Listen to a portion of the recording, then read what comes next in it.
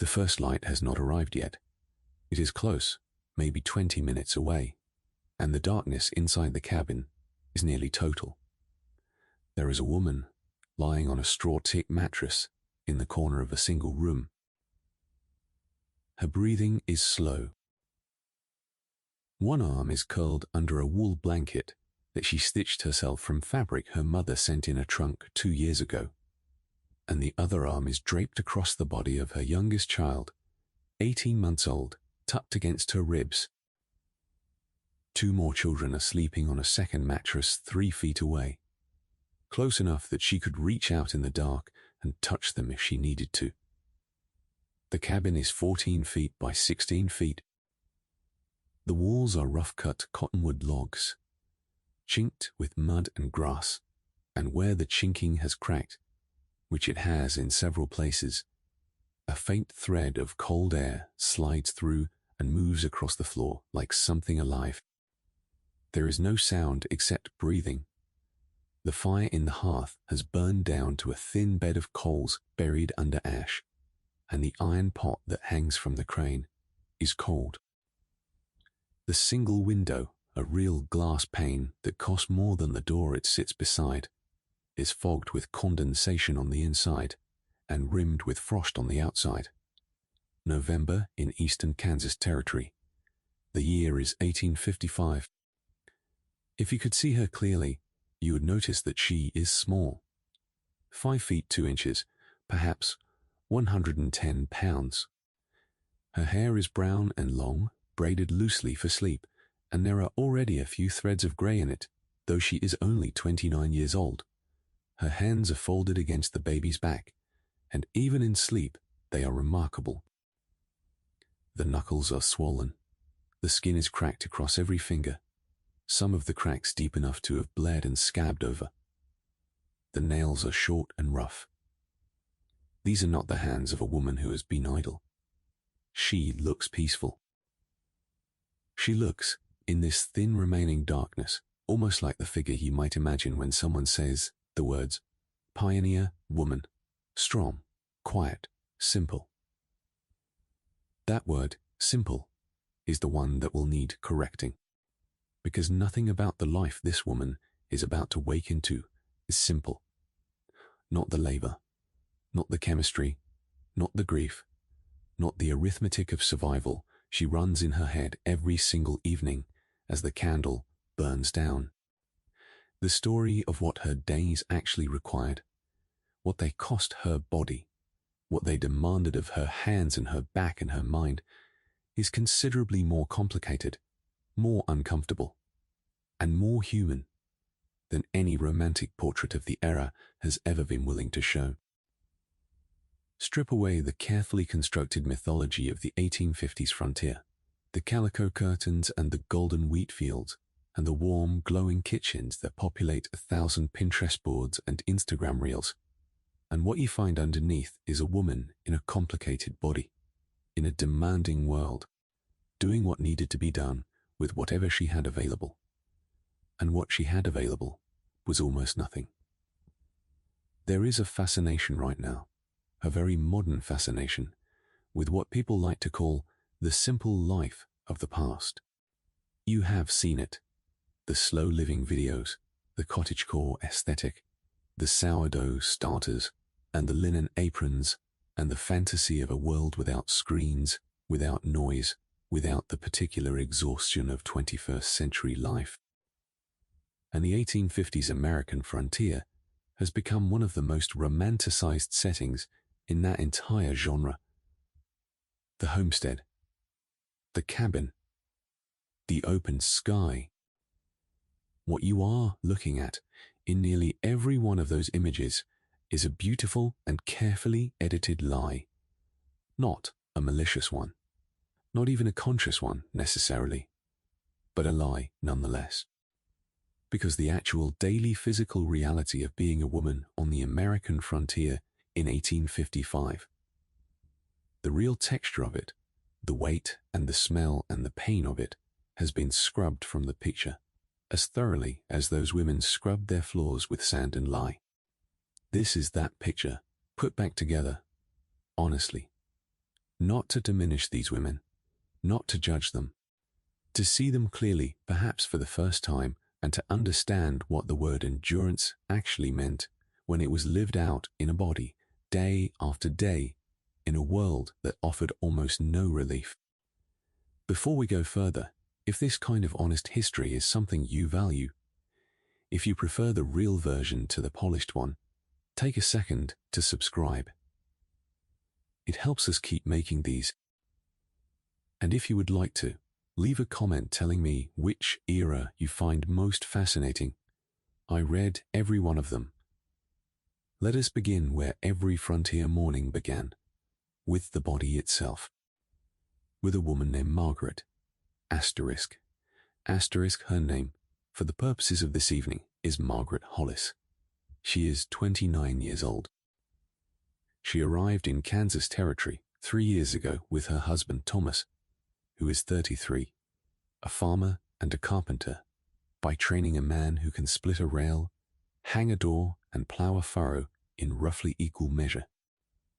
They came from a small town in western Pennsylvania, where Margaret's family had lived for 2 generations and where her mother still lives, or lived the last time a letter arrived, which was 4 months ago. Margaret has given birth 5 times. 3 of her children are alive. The oldest is a girl named Clara, who is 7 and already old enough to be useful. The middle child is a boy named James, who is 4 and built like his father, sturdy and quiet. The youngest is a girl named Ruth, 18 months old and still nursing.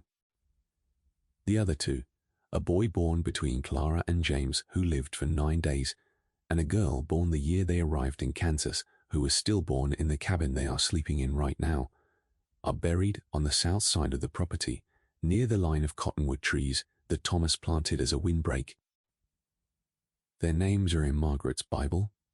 The boy was William. The girl was never named. Margaret is 5 feet 2 inches tall.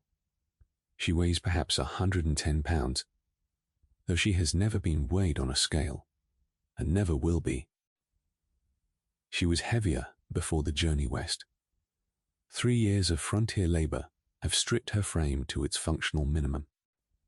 The muscles in her forearms are defined in a way that would look unusual on a modern woman her size, because she has spent 3 years wringing water from heavy fabric, carrying iron pots, hauling split wood, and kneading dough with a force that most modern bread recipes would find excessive. Her back has begun to develop a slight stoop, not from age, but from the specific posture of bending over a hearth, a washboard, a garden row, and a cradle, day after day, for 1,000 days running. Her skin is dry and cracked from October through April. Her lips split in the wind. She has lost 2 teeth already, one to an abscess that swelled her jaw for a week and was finally pulled by Thomas with a pair of farrier's pliers and a cup of whiskey, and one that simply crumbled while she was chewing a piece of dried venison. She does not smile with her mouth fully open. And there is one small thing about Margaret that nobody knows except Margaret herself. In the back of her Bible, pressed between the pages of Psalms, she keeps a dried sprig of lavender. It came from her mother's garden in Pennsylvania. She brought it in the trunk. On the hardest nights, when the cabin feels too small and the distance from everything she knew feels too large, she opens the Bible and holds the lavender close to her face and breathes. It barely smells like anything anymore. But she breathes it in anyway, because the memory of that smell is enough to remind her that she was, once, a girl in a garden, and that girl is still somewhere inside the woman who wakes before dawn to start a fire with numb fingers in the dark. This is the morning of a day in November 1855. The first hard freeze came 3 nights ago. The ground is stiff. The creek that runs along the eastern edge of their claim has a thin crust of ice along its edges, not solid enough to walk on, not thin enough to ignore. The wind has been from the northwest for 2 days, and it pushes through every gap in the cabin walls with a sound like slow breathing. The journey that brought them here was itself a test that the Margaret who left Pennsylvania could not have fully imagined passing. They traveled by wagon, which sounds romantic until you understand that a wagon in 1852 was a wooden box on wooden wheels with no suspension of any kind, pulled by oxen over roads that were, in the most generous description, rutted tracks through open country. Margaret was pregnant with James for most of the journey. She walked beside the wagon when the ruts were deep enough to make riding dangerous, which was frequently. He cooked over open fires at night in whatever weather presented itself. She slept on the ground or in the wagon bed when the ground was wet, with a canvas cover over her head and the sounds of the prairie around her, sounds she had never heard in Pennsylvania, but coyotes and the wind and the immense, unbroken silence of open land that went on farther than she had known land could go. The Margaret who arrived in Kansas Territory was already different from the Margaret who had left. Thinner, harder in the hands. Quieter in a way that was not shyness, but a form of conservation, as though the journey had taught her that words cost energy, and energy was finite, and everything finite must be rationed. She stepped off the wagon onto land that was flat and treeless and covered in grass that came up to her waist, and she looked at Thomas, and Thomas looked at the land. And neither of them said what they were both thinking, which was that this was the place and there was no going back. And the life they were about to build would be built entirely from whatever they could pull from this soil and this sky. With these 4 hands, the cabin went up in the first month. Thomas built it with help from a neighbor 3 miles to the west, a man named Henderson, who was 2 years ahead of them on his own claim, and who understood that helping a new settler build a cabin was not charity, but insurance. Because a neighbor was a resource, and a resource on the frontier could mean the difference between surviving a crisis and not surviving it. The cabin was rough. It leaked in the corners. The chimney did not draw properly until Thomas rebuilt it the following spring. The door hung crooked, and it was, nonetheless, the most important structure Margaret had ever stood inside, because it was shelter, and shelter on the Kansas prairie in November is not an amenity. It is the line between life and death. Margaret is about to wake up, and when she does, the performance of survival begins. It will not end until long after dark. Asterisk, asterisk. If you imagine a pioneer woman's morning, you probably picture something warm. A kettle already singing, flour on the table, and the smell of something baking. That image has been handed to us by 100 years of paintings and novels and television shows, and it is comforting, and it is almost entirely wrong. The morning begins in the dark. Not the gentle darkness of a bedroom with the curtains drawn, but a total mineral darkness, the kind that presses against your open eyes and gives you nothing. Margaret wakes because her body wakes. There is no alarm. There is no clock in this cabin. There is a rooster. But he will not sound for another 40 minutes. And by then, she will already have been working for half an hour. She wakes because 3 years on the frontier have trained her body to surface at the same hour every morning, a few minutes before 5, regardless of the season, regardless of how little she slept, regardless of whether the baby kept her up until midnight. The first thing she feels is the cold. It starts in her feet. The straw tick mattress is reasonably warm where her body has been pressed against it all night. But the moment she slides her legs out from under the blanket and sets her feet on the split log floor, the temperature announces itself. The floor is not insulated. There is dirt under those logs, and the dirt is frozen. The cold comes up through the wood and into the soles of her feet with a sharpness that makes her jaw tighten. She does not have slippers. She has a pair of heavy leather shoes that she laced up and set beside the bed last night, but she will not put them on until she has started the fire, because she does her firework barefoot or in stockings. The shoes are too stiff in the morning cold to kneel comfortably in front of the hearth. She crosses the cabin in 4 steps. She knows exactly where every piece of furniture is. She could cross this room blindfolded, and in fact, she essentially does every single morning. Her hand finds the mantel, her knees find the hearthstone. And now, the most critical task of the day begins. The fire is not out.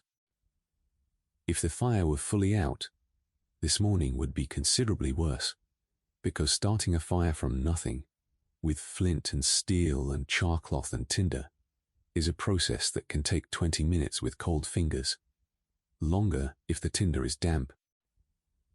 But Margaret banked the fire last night. She buried the coals under a thick layer of ash before she went to bed, and this is not a casual act. Banking a fire correctly is a skill that took her months to learn, and that she now performs with the precision of someone who understands that getting it wrong means waking to a dead hearth, and a dead hearth in November means that the water in the pitcher by the door will be frozen solid. And the first 2 hours of the day will be spent coaxing flame from nothing, instead of cooking and hauling and mending. She rakes the ash aside with an iron poker. Beneath it, if she has banked correctly, there will be a small nest of coals still holding their heat, glowing a dull red that barely registers in the darkness. She bends close. She can feel the warmth on her face, and that warmth is a small mercy that she notices every single morning without comment. She lays a handful of dried grass and wood shavings over the coals and blows. Not hard, gently. A slow, steady breath directed precisely at the base of the tinder, and if the coals have held, the shavings catch, and a thin curl of smoke becomes a thin flame, and the flame finds the kindling she laid on top. And within 5 minutes, there is a fire again. This is not a simple task, performed by a simple person. This is a skilled act of thermal management, performed in the dark by a woman whose fingers are numb and whose knees are aching on cold stone, and who understands without anyone ever having explained it to her in scientific language. The principles of oxygen flow, fuel gradation. She is, in the truest sense of the word, an engineer. She simply does not know that word and would not apply it to herself. And the fire, once lit, is not a task completed. It is a task begun. The fire must be maintained for the entire day, and maintaining it is not passive. It is an active, ongoing negotiation between the size of the fire, the type of wood being burned, the amount of oxygen available, and the specific needs of the moment. A cooking fire is different from a warming fire. A cooking fire requires coals, which means burning hardwood down to a bed of glowing embers that produce steady, even heat. A warming fire requires flames, which means adding lighter wood more frequently and keeping the draft open. Margaret moves between these 2 states throughout the day, adjusting the fire for each task, and the adjustment is never quite finished because the fire is always changing, always consuming, always requiring more. The wood that feeds the fire is another form of currency, and Margaret tracks it with the same precision she applies to the food inventory. Hardwood burns longer and hotter, but is harder to split and heavier to carry. Softwood catches quickly and produces a cheerful blaze, but burns fast and leaves little in the way of lasting cause. Cottonwood, which is the most abundant wood on the Kansas prairie, is a mediocre fuel, soft and light and prone to sparking, and it burns through faster than oak or hickory, which means more wood is needed per day, which means more trips to the woodpile, which means more labor, which is the equation that governs everything on the frontier. Every convenience has a cost, every shortcut has a consequence, and the woman at the center of the system is the one who absorbs both. The fire is burning. Now the water, there is no plumbing, there is no well on this property. Not yet. Thomas has been meaning to dig one since the first summer, but there is always something more urgent. A fence to mend, a field to clear, a roof to patch before the weather turns, and so the water comes from the creek. It is perhaps 150 yards from the cabin door. Margaret takes the 2 wooden buckets from beside the hearth, puts on her shoes now, wraps a shawl over her nightdress, and walks out into the dark. The ground is hard. The air is sharp enough to make her nose run within 30 seconds. She walks the path she has walked every morning for 3 years, and her feet know every dip and root. At the creek, she kneels on the bank and breaks the thin ice at the edge with the bottom of the bucket, and she fills both buckets, and she stands, and she carries them back. Each bucket holds roughly 3 gallons. Water weighs approximately 8 pounds per gallon. She is carrying close to 50 pounds of water, split between 2 hands, across 150 yards of frozen, uneven ground in the dark November before breakfast. She will make this trip at least 3 more times today. By the time she sets the buckets on the hearth and hangs the iron pot on the crane to heat, the fire has been burning for perhaps 15 minutes, and the cabin has warmed exactly enough that the children are beginning to stir. The day is now underway. It is still dark outside. It will not be fully light for another 30 minutes. The water she has hauled will serve multiple purposes, and she allocates it in her head as she pours. The large pot will be heated for cooking. Some of the water will go into the pitcher for drinking. Some will be set aside for washing the children's faces when they wake. The allocation is precise because every gallon she uses is a gallon she must replace by walking back to the creek and carrying another 50 pounds across frozen ground. Water is not a convenience on the frontier. It is a currency, spent carefully and tracked constantly. She puts the coffee on. Coffee is a luxury that Margaret justifies because it is functionally a drug, and the drug works. It sharpens the mind and pushes back the fog of exhaustion that settles over her each morning like a second blanket, heavier than the first. She grinds the beans by hand in a small cast-iron mill that clamps to the edge of the table, and the sound of the grinding is the first intentional noise of the day, a rhythmic crunching that sometimes wakes Clara, who will appear beside her in a few minutes, barefoot and blinking, ready to be useful. Breakfast is cornmeal mush. It is cornmeal mush most mornings. Margaret stirs a handful of coarse ground meal into the boiling water with the iron spoon, adds a pinch of salt, and stirs until it thickens. If there is molasses, she drizzles a small amount over the top. If there are eggs, she fries them in the skillet with a scrape of lard. If there is neither, the mush is served plain, and nobody comments on this, because plain mush is fuel, and fuel is the point. Taste is a consideration that frontier families learn to manage the way they manage every other scarcity, by lowering the threshold of expectation until what they have becomes sufficient. By the time the family has eaten, the children are dressed, and the dishes have been wiped clean with a cloth, and the fire has been fed its second load of wood, the sun has been up for perhaps an hour. The day is fully underway, and Margaret has already hauled water, started a fire, cooked a meal, nursed a baby, dressed 2 children, and consumed roughly 400 calories, against a daily expenditure that will exceed 3,000. That is the frontier morning, not the warm, golden, softly lit scene of the imagination. A woman on her knees in the dark, blowing on coals, carrying ice water across frozen ground, and doing it all with the quiet efficiency of someone who has done it so many times that it has become invisible. Which is, of course, exactly why it has been forgotten. Asterisk. Asterisk. Close your eyes for a moment and consider what Margaret's hands look like. Not the hands in the painting, not the smooth, folded hands of the daguerreotype portrait. Her actual hands, the ones that have been submerged in water and lye and grease and dirt for 3 years without interruption.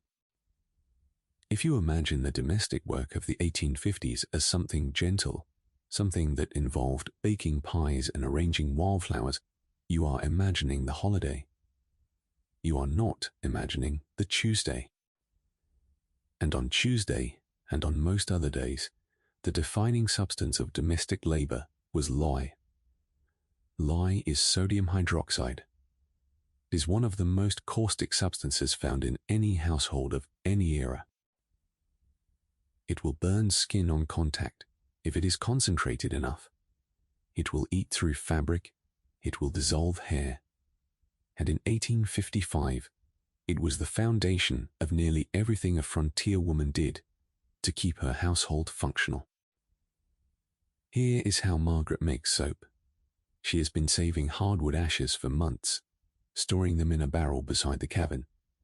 Not any ashes. Hardwood ashes specifically. Oak, hickory, ash. Softwood produces a weaker lye and a softer soap. And soft soap does not clean wool and cotton the way hard soap does. She knows this not because she read it in a book, but because she ruined an entire batch the first year by using cottonwood ash, and the soap it produced was a greasy, useless paste that smeared more than it cleaned. When she has enough ash, she packs it into a wooden hopper, a V-shaped trough with a small hole at the bottom, and she pours water through it slowly. Bucket after bucket, over the course of a full day, sometimes 2. The water filters through the ash, drips out the bottom as lye water, a brownish slippery liquid that she catches in a clay pot. She tests its strength by dipping a feather into it. If the feather dissolves, the lye is strong enough. If it does not, she pours the water through the ash again. I want to pause here and let that detail settle. She tests the strength of her cleaning solution by seeing whether it dissolves a feather. That is the substance she will be working with bare-handed for the next several hours. The next step is rendering. She has been saving animal fat for months as well. Every scrap of tallow from every butchered animal, every bit of grease skimmed from every pot of boiled meat has been collected and stored in a crock. Now she melts it down in the large iron kettle over an open fire outdoors, because the smell is staggering and not in a pleasant way. Rendering tallow smells like hot, wet animal. It is a thick, greasy, penetrating smell that works its way into hair and clothing and skin and stays for days, regardless of how thoroughly you wash. Afterward, she combines the melted tallow with the lye water in the kettle. She stirs for hours. This is not a metaphor. She stands beside a massive iron pot of boiling fat and caustic lye, stirring with a wooden paddle for 4 to 6 hours, adjusting the fire, testing the consistency, waiting for the mixture to saponify, which is the chemical process by which fat and alkali become soap. She does this in a long wool skirt, near an open flame, with a substance that will burn her skin to the bone if it splashes. Margaret's hands, by the end of soap-making day, are red and raw. The lye has stripped the natural oils from her skin. The cracks that are already there from the cold and the water and the daily labor have widened. Some of them bleed. She rubs bear grease into her hands at night when she has it, because bear grease is the closest thing she has to a moisturizer and it helps, but it does not heal the damage. The damage is cumulative. It is permanent. By the time she is 40, she lives to 40, her hands will look like the hands of a much older woman. The knuckles thickened, the skin permanently rough, the joints beginning to stiffen. And soap making is not the only thing she uses lye for. She uses it to clean the cabin floor. She uses a diluted version to wash clothing. He soaks corn in lye water to make hominy, which is one of the staple foods of the frontier diet. Lye is everywhere. It is in her soap, her food, her cleaning water, her laundry. It is the invisible chemical backbone of the entire household, and it is eating her hands alive, one Tuesday at a time. The pristine white linens that we picture when we imagine the frontier household, the crisp aprons and the bleached sheets, were produced by this process. They were scrubbed on a washboard with lye soap, rinsed in cold water, wrung out by hand, and hung on a line, and every stage of that process pulled something from the skin of the woman doing it. The beauty of the result and the brutality of the method existed in the same moment, in the same pair of hands. There is something worth recognizing here. These hands, Margaret's hands, the hands of every frontier woman who ever leaned over a lye pot or a washboard, were not the smooth, idle hands of the domestic ideal. They were the hands of a chemist and a laborer, and they paid for their work in skin. The irony is that these hands, the ones that were damaged by the very act of cleaning, were also the hands that were judged most harshly when they appeared unclean or rough in public. The frontier communities, small as they were, maintained social standards that would seem paradoxical to a modern observer. A woman was expected to present clean hands, smooth skin, neat nails, and she was expected to achieve this presentation through a daily regimen of labor that made clean hands, smooth skin, and neat nails physically impossible. The expectation and the reality existed in permanent opposition, and Margaret navigated between them the way she navigated between all the other contradictions of her life, by managing appearances as carefully as she managed supplies, showing the settlement the best version of her hands and hiding the cracked, bleeding version behind her apron when she could. Some women made hand salves from beeswax and tallow when they could get beeswax, which was not often. Some rubbed mutton fat into their hands at night. Some used goose grease. Margaret uses bear grease when Thomas can get it from a trapper who passes through the area occasionally, and when the bear grease runs out, she uses whatever animal fat is available. And when nothing is available, she sleeps with her hands raw and wakes with them stiff, and begins the day by flexing her fingers over the fire until they loosen enough to grip the water bucket. The beauty of the result and the brutality of the method existed in the same moment, in the same pair of hands. And that contradiction, that beautiful, terrible gap between the performance and the price of the performance, is the thread that runs through everything we are going to talk about tonight. Asterisk, asterisk. For Margaret, getting dressed on a morning like this one presented its own particular challenge. Not because she was vain, not because she had choices to agonize over. She owned 3 dresses. One for daily work, one for Sundays and the rare visit to the settlement, and one that she was saving for Clara, which had been let out and taken in so many times that the seams were beginning to shred. The challenge of getting dressed was purely physical. If you picture a frontier woman's clothing, you are likely imagining something attractive in a rustic way. A calico print, a bonnet, an apron. And those elements were real. But what you are probably not imagining is the weight, the restriction, and the sheer structural complexity of what a woman put on her body before she could begin her day. Start at the skin.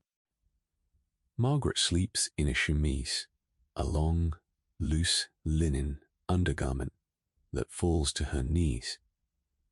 This is the only garment that touches her skin directly.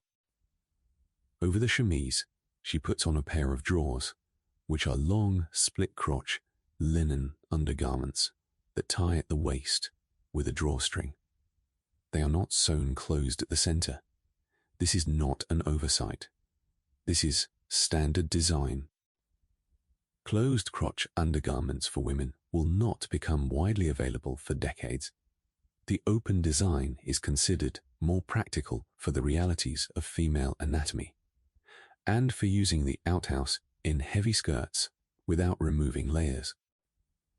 Over the drawers, she puts on 1 or 2 petticoats, depending on the season.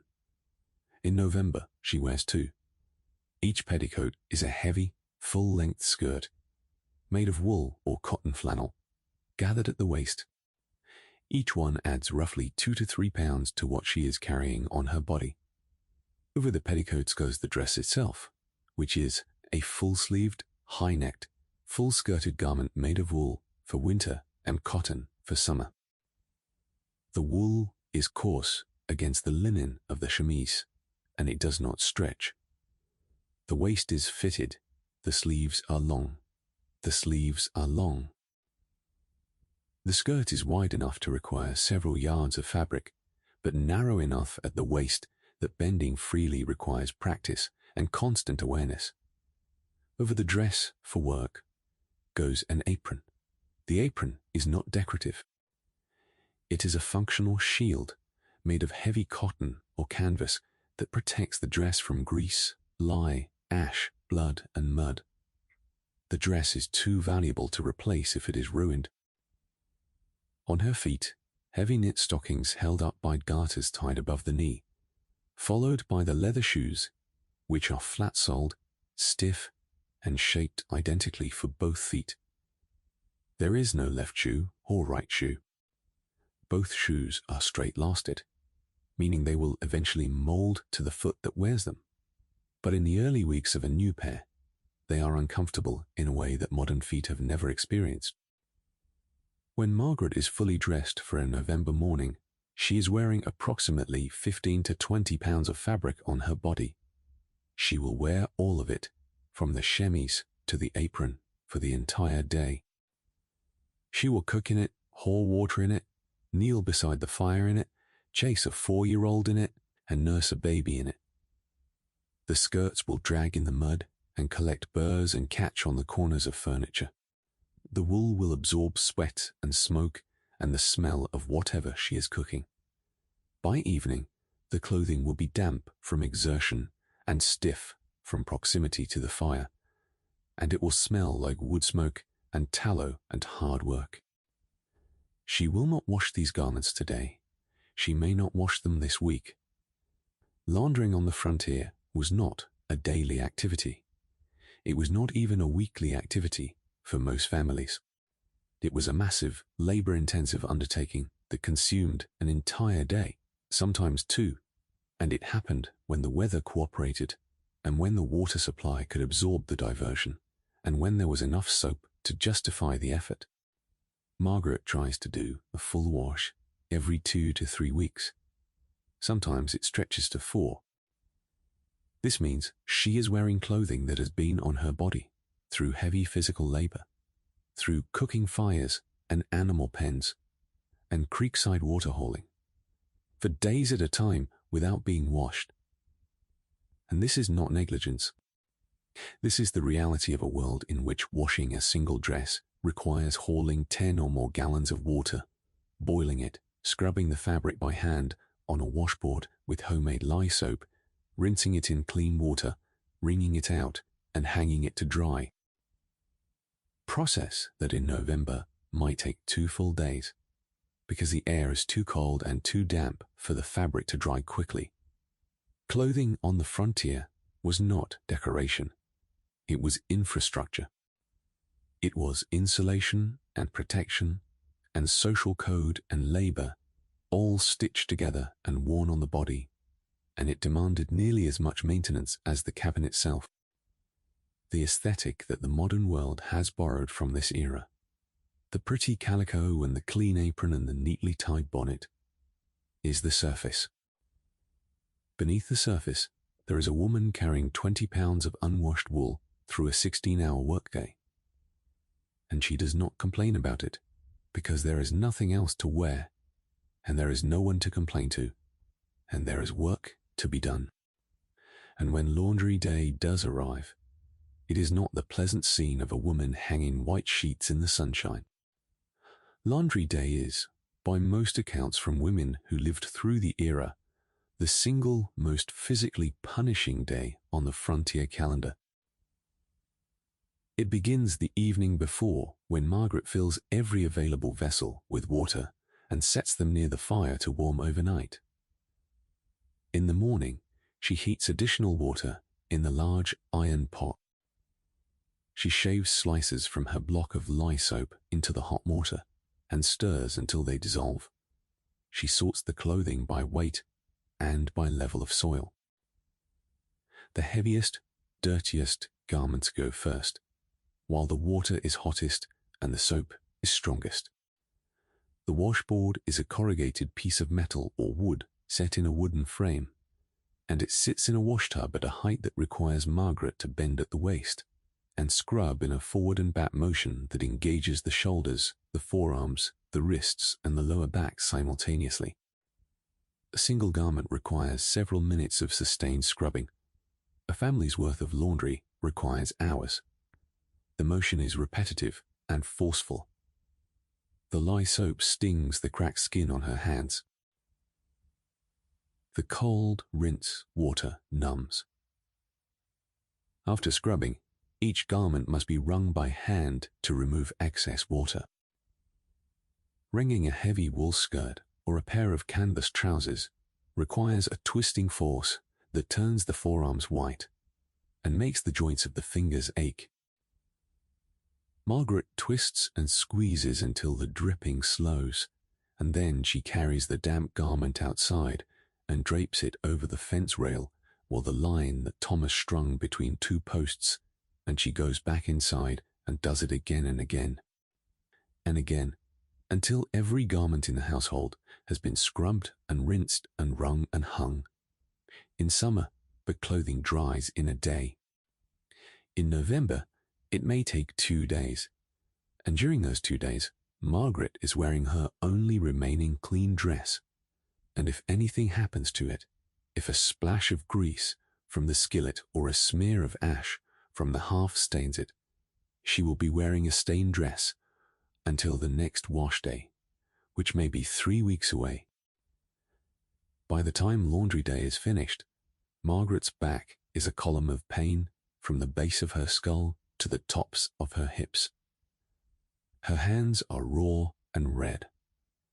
Her forearms tremble when she tries to lift the water bucket, and she still has to cook dinner and tend the fire and feed the baby and put the children to bed. Because laundry day does not replace the other days. It stacks on top of them. This is the domestic life that the modern world calls simple. Asterisk. Asterisk. If the clothing was invisible architecture, the food was invisible arithmetic. When we picture a frontier kitchen, we tend to imagine abundance. A cast iron skillet with cornbread, a pot of stew bubbling over a fire, a table laid with preserves and butter and fresh bread. And some of those images contain real elements, real objects that existed in real kitchens. But the overall impression of plenty, of warmth and variety, and enough, is one of the most persistent and most misleading fictions of the era. Margaret does not have a kitchen. She has a hearth. The hearth is a stone fireplace, roughly 4 feet wide, with an iron crane that swings in and out to position pots over the fire. That is her stove. She has one large iron pot, one smaller pot, one cast iron skillet, a long-handled iron spoon, a wooden trencher, and a set of tin plates and cups that Thomas bought at the settlement store. It does not have a counter. She does not have a sink. She has a plank table that Thomas built from cottonwood boards, and she prepares food on that table, and serves food on that table, and the children eat on that table. There is a shelf on the wall above the table where she keeps her supplies, and the inventory on that shelf is the single most important thing she monitors in her life. Here is what is on the shelf in November: cornmeal in a cloth sack, dried beans in a crock, salt pork packed in brine in a barrel in the corner, salt in a small wooden box, a small amount of sugar, perhaps 2 pounds, which must last until the next trip to the settlement, which may be months away. A jar of sorghum molasses, dried apples from the autumn harvest, a small amount of coffee, which Margaret considers an indulgence, but which Thomas considers a necessity, lard in a crock. A little flour. The flour is expensive and used sparingly. That is the list. That is what she has to feed 5 people, 3 of them growing children, through a winter that will last until April. Every meal she cooks comes from some combination of those ingredients. Cornmeal mush for breakfast, bean soup for dinner, cornbread and salt pork for supper. If Thomas has hunted successfully, there might be venison or rabbit or squirrel, but hunting in November is uncertain and cannot be relied upon. If the chickens are still laying, there might be eggs, but egg production drops sharply in winter when the days are short and cold. And Margaret's 4 hens are unpredictable at the best of times. The cooking itself is dangerous in ways that a modern cook cannot easily appreciate. There is no temperature dial. There is no oven thermometer. The heat of the fire is controlled by the size and arrangement of the logs. And Margaret has learned this through trial and error, and burned food, and scorched skin. She cooks in heavy wool skirts beside an open flame, and the risk of those skirts catching fire is real and constant. Burns from spattering grease and boiling water are so common that she treats them the way a modern office worker treats a paper cut, with a wince and a return to work. She has a scar on her left forearm from a splash of boiling lye water that hit her skin while she was making soap, and another on her right hand from the time she grabbed the handle of the iron skillet without a cloth and the metal was hot enough to sear flesh. Every calorie she produces represents labor. Not the abstract labor of clicking a button or scanning a barcode, but the physical labor of hauling the water, building the fire, grinding the corn if the meal has run out, kneading the dough, tending the pot, and cleaning the implements afterward with sand and more water. And the caloric output of that labor often barely meets the caloric demands of the labor itself. A woman doing this level of physical work burns 3,000 or more calories per day. The food she is cooking provides, on a good day, perhaps 2,500 calories for herself. On a bad day, less. The math does not always work. And when it does not work, she is the one who eats less, because the children eat first, and Thomas eats second, because Thomas is the one who chops the wood and plows the field and hunts, and if Thomas weakens, the whole enterprise fails. There is a phrase that historians use about frontier women and food.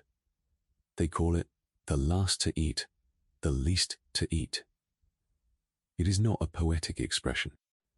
It is a description of a rationing strategy practiced quietly and without discussion by millions of women across thousands of homesteads. Margaret does not call it rationing. She does not call it anything. She simply takes the smallest portion, and she does it so consistently that her children do not even notice.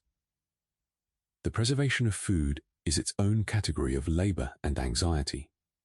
In summer and fall, Margaret preserves everything she can. She dries apples and beans and corn, She pickles cucumbers and cabbage in brine. She smokes meat when there is meat to smoke.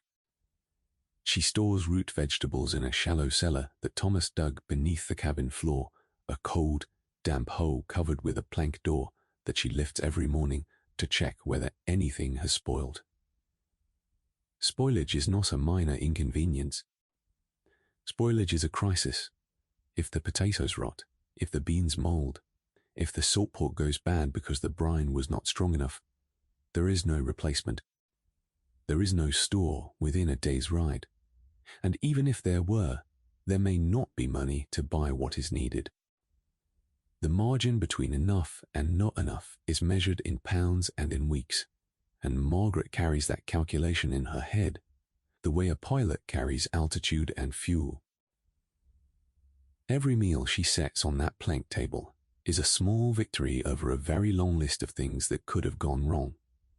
The fire could have died, the water could have frozen in the bucket, the cornmeal could have gotten damp and molded. The salt pork could have turned, the children could have been sick and unable to eat. She does not celebrate these small victories. She does not even recognize them as victories. She simply feeds her family and clears the table and begins calculating the next meal. And the monotony of those meals is something that deserves its own moment of attention. Because when we picture frontier food, we tend to imagine variety. A roast chicken one night, biscuits and gravy the next, venison stew on Sunday.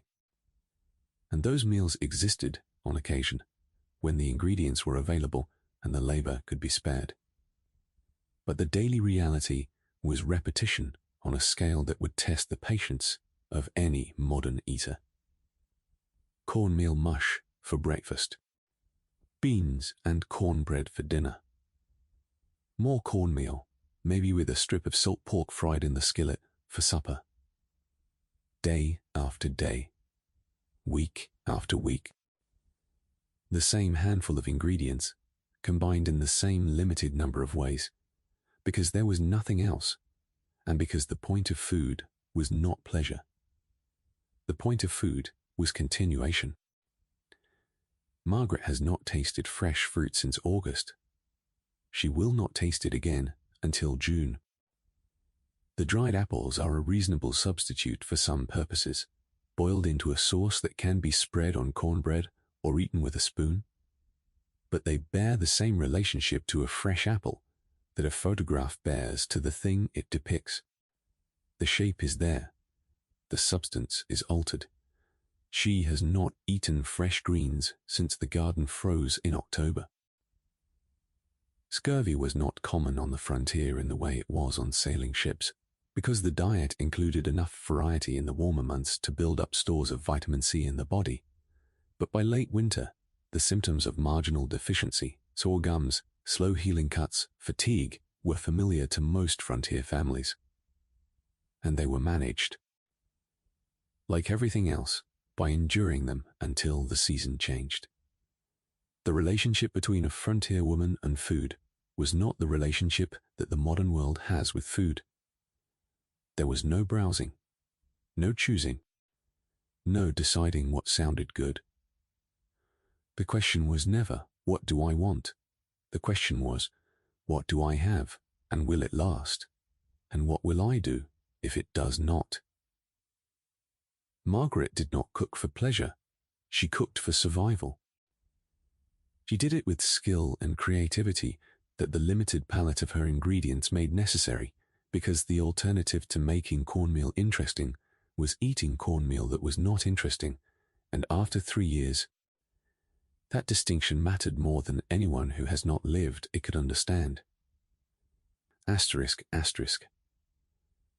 If the labor of feeding and clothing and warming a family was invisible, the labor of creating that family in the first place was invisible in a different way entirely.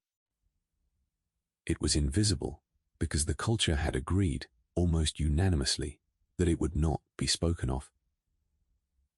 Margaret has been pregnant, or nursing, or both, for most of her adult life. She was pregnant within 3 months.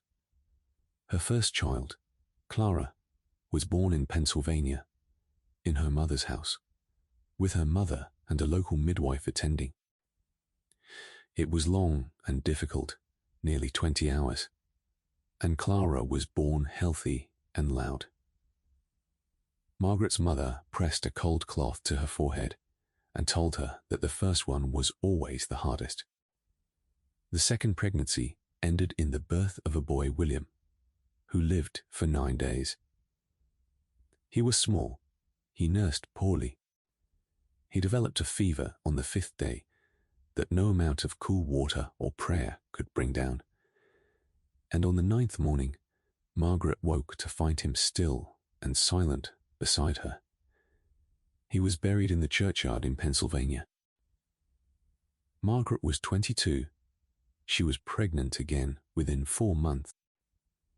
James was born healthy in the cabin in Kansas, with no midwife and no mother, and no one present except Thomas, who had delivered calves and foals but never assisted at human birth, and who later told Margaret, once and only once, that he had been more frightened that night than at any other point in his life.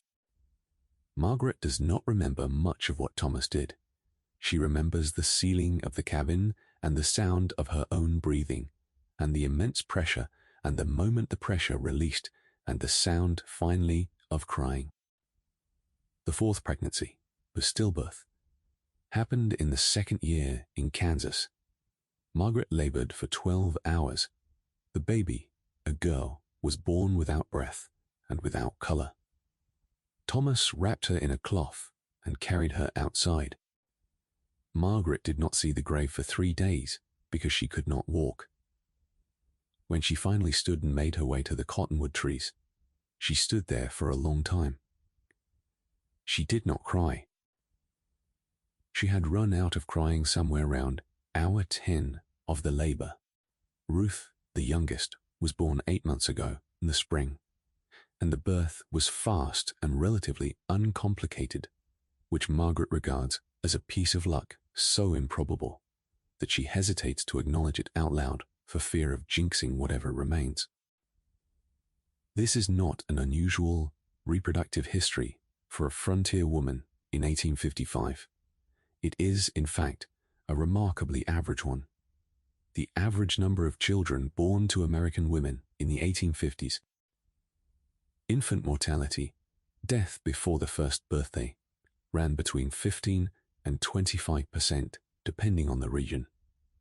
On the frontier, where medical care was non-existent and sanitation was rudimentary, the numbers were worse. Miscarriage was so common that many women stopped recording early losses in any formal way. A line in a diary, a notation in the Bible, sometimes nothing at all. Pregnancy on the frontier. There was no lighter duty. There was no rest period. There was no one to take over the water hauling, or the fire tending, or the cooking, or the laundry. Margaret worked through every pregnancy until the day the labor began, and she resumed working within days of every delivery. After James was born, she was cooking dinner the following evening. After Ruth, she gave herself 2 days before returning to the hearth, and she considered those 2 days an extravagance. The physical toll is something that modern medicine would find alarming. Repeated pregnancy and nursing depletes calcium from the bones and iron from the blood. Margaret's teeth, the 2 she has already lost, were weakened in part by the calcium her body diverted to her growing children. Her hair, once thick and dark, has thinned. She is tired in a way that sleep does not fully address a deep structural fatigue that lives in her bones and in the muscles of her back, and that she has learned to work through, because the alternative to working through it is not working. Maybe she mourns the 2 who did not stay. Maybe she mourns them every day, in the minutes before sleep, when the cabin is quiet and the fire is low and there is nothing left to do but feel. Maybe she has stopped mourning them in any active way and has instead folded their absence into the architecture of her life, the way a tree grows around a nail. Maybe both of those things are true at the same time.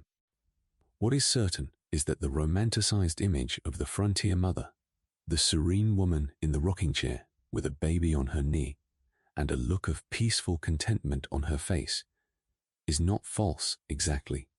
That woman exists. That moment exists. But it is one moment inside a continuous physical experience of pregnancy, birth, loss, recovery, and repetition that define the shape of an entire life, and that the culture of the era chose to observe only in its most composed and presentable form. The performance was extraordinary. The machinery behind it considerably less so. And there is one more dimension of the constant cycle of motherhood that needs to be spoken of plainly, because it is the dimension that the era was most determined to conceal, and that the modern romanticization has inherited that concealment almost perfectly. The physical recovery. After each birth, Margaret's body required healing that it was never given time to complete. The uterus contracts slowly over a period of weeks. There is bleeding, sometimes heavy, for days or weeks afterward. The muscles of the abdomen, which have stretched to accommodate a full-term pregnancy, do not snap back. They sag. They ache. The pelvic floor, which has borne the weight of a pregnancy and the trauma of a delivery, is weakened and will remain weakened. And the consequences of that weakening, the difficulty controlling the bladder during exertion, the sensation of heaviness in the lower body, the discomfort of prolonged standing, are consequences that Margaret will manage for the rest of her life in silence, because there is no treatment and no language in her culture for discussing it. Nursing adds its own demands. Ruth nurses every few hours. Producing breast milk requires approximately 500 additional calories per day. Calories that Margaret can barely spare from a diet that is already insufficient for the level of physical labor she performs.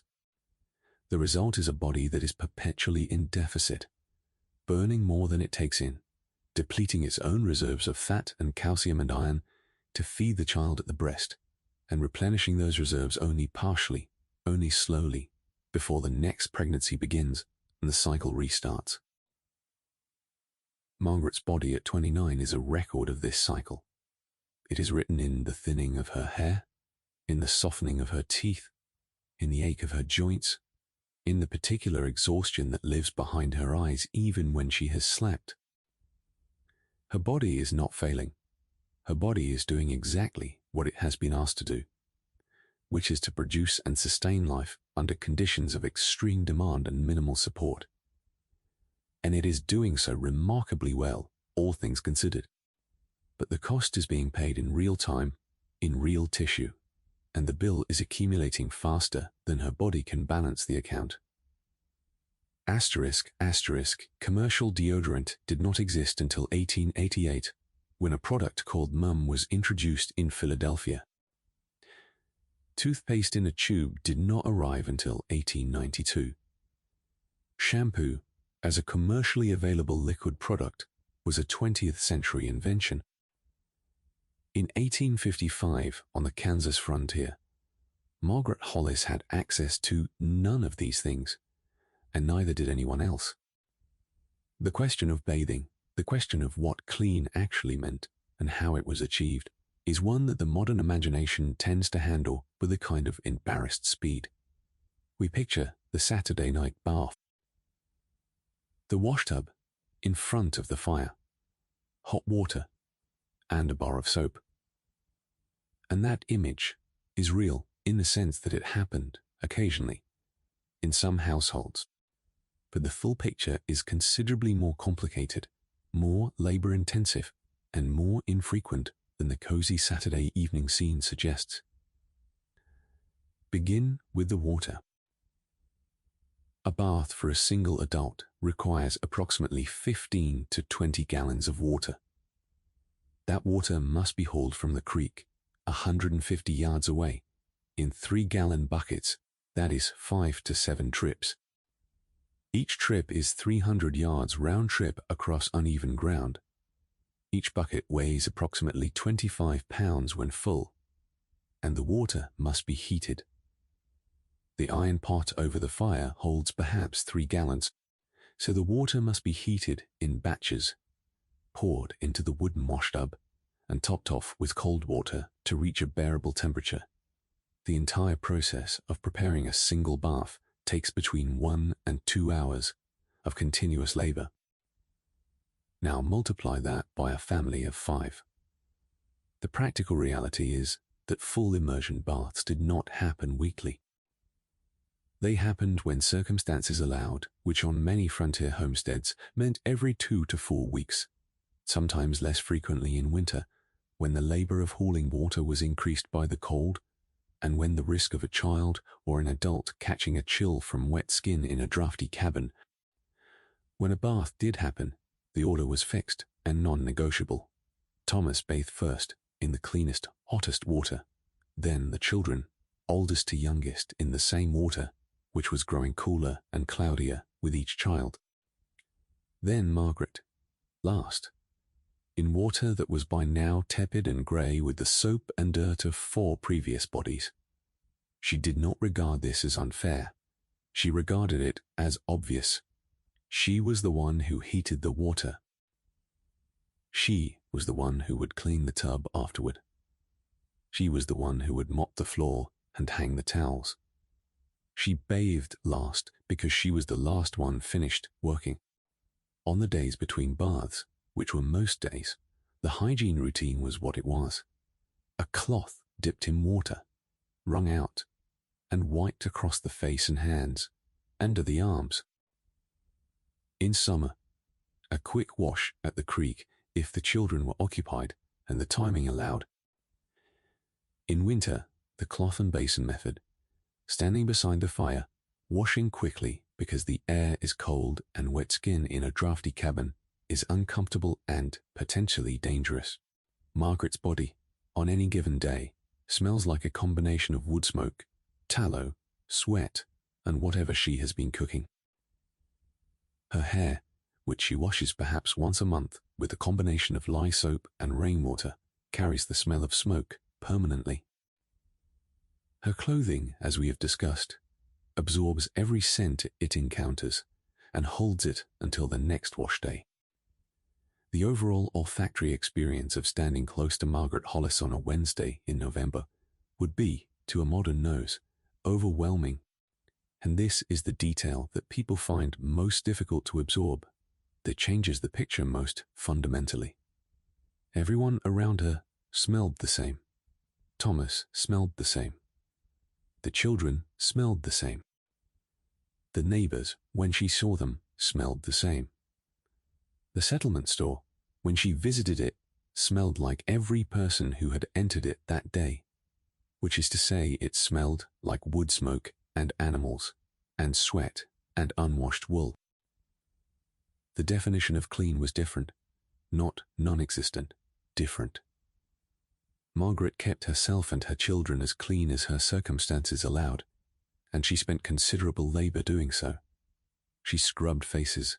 She washed hands. She changed the children's underclothes when she could. She aired bedding when the weather permitted. She was not indifferent to cleanliness. She was managing it with the tools she had, which were water from a creek, soap she made herself from, animal fat and lye, and a body that had already done 10 hours of work before the washing even began. Her hair tells its own version of this story. Hair care in 1855 on the frontier was not what the modern world would recognize as care. Margaret's hair is long, past her shoulders, because cutting it would be considered strange, and because long hair can be braided and pinned, which keeps it out of the way during work. She brushes it every morning with a brush made of boar bristles, working through the tangles that accumulate during sleep, pulling out the loose strands that have become more numerous since Ruth's birth. She braids it and pins it under a cap or a bonnet for the day. The braid stays in until evening, when she unpins it and brushes again before rebraiding for sleep. She washes her hair once a month, perhaps less in winter.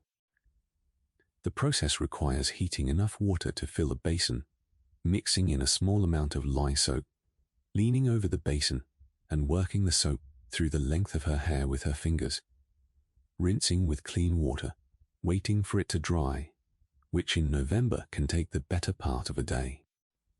Her hair, between washings, carries the smell of wood smoke and tallow and the particular mineral scent of well water.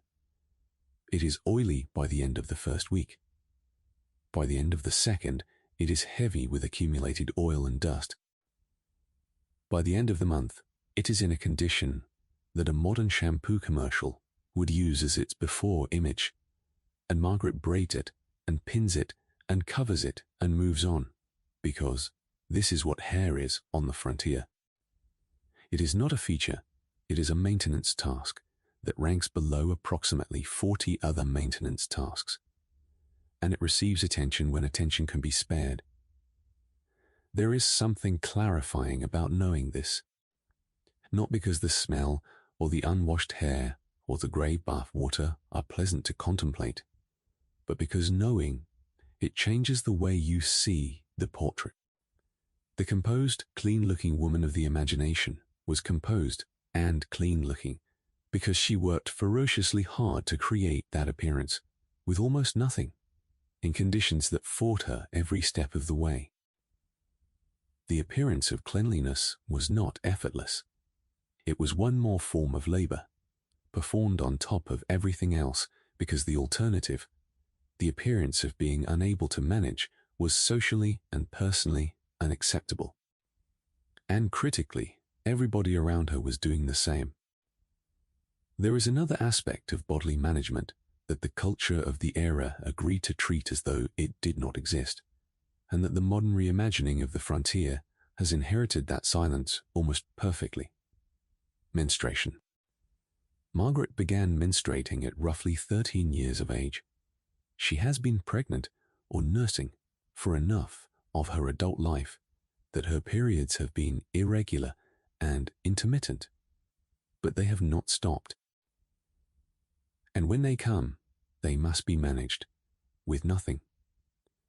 There were no commercial menstrual products in 1855. There would not be for decades. The first disposable sanitary napkin would not reach the market until the 1890s. What existed, what Margaret uses, is cloth. Rags. Strips of old linen or cotton folded and pinned into place inside her split-crotch drawers, held roughly in position by the pressure of her petticoats and the drawstring at her waist. The rags must be changed regularly, washed, dried, and reused. Washing menstrual rags in a household where water must be hauled from a creek and heated over a fire is not a simple task. It is a task that must be performed discreetly, because the culture does not acknowledge that it is happening, and it must be performed thoroughly, because the rags must be clean enough to reuse, and it must be performed in addition to everything else that Margaret is doing that day, because menstruation does not excuse a woman from any other labor. The cramps, when they come, are managed with willow bark tea and with the simple, brutal practice of continuing to work through them. There is no heating pad. There is no ibuprofen. There is a hearth, and sometimes Margaret stands close to it, letting the heat radiate into her lower abdomen, which helps slightly, and then she turns back to whatever task is waiting. The task is always waiting. This is not a detail most people know, and it changes the picture entirely. Every portrait of a composed Victorian or frontier woman, every daguerreotype of a woman standing straight and calm in her Sunday dress, every romantic illustration of a pioneer woman gazing nobly toward the horizon includes the possibility, indeed the statistical likelihood, managing her menstrual flow with folded rags, in split crotch drawers, with no relief for her discomfort, while the culture around her maintains the polite fiction that her body is doing nothing of the sort. Asterisk. Asterisk. Which brings us to the question that nobody asked, in polite company, but everyone was quietly managing all day long. The question of what happened when the body broke down, because the body did break down. It broke down constantly in ways large and small, and when it did, there was almost nothing available to fix it. Margaret's medicine cabinet, if you can call it that, is a wooden box on the top shelf beside the door.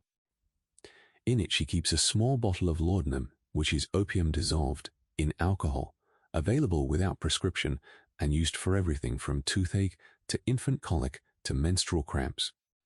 She keeps a pouch of dried willow bark, which she boils into a tea for headaches and fever, and which works because willow bark contains salicin, a chemical relative of aspirin, though Margaret does not know this and would not care if she did. She has a jar of camphor salve for chest colds. She has a tin of sulphur, which she mixes with lard and applies to skin rashes.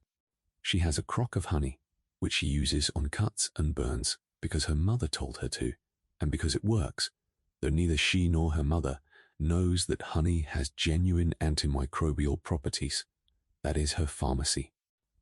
That is everything she has. The nearest physician, and I use that word with appropriate caution, is in the settlement roughly 30 miles away. Reaching him requires a full day's ride on horseback, or a day and a half by wagon. In winter, the roads, such as they are, may be impassable. And when you arrive, the medicine he practices is not what a modern person would recognize as medicine. It is 1855. Germ theory will not be widely accepted for another 20 years. The stethoscope exists but is uncommon. Anesthesia is new and unreliable.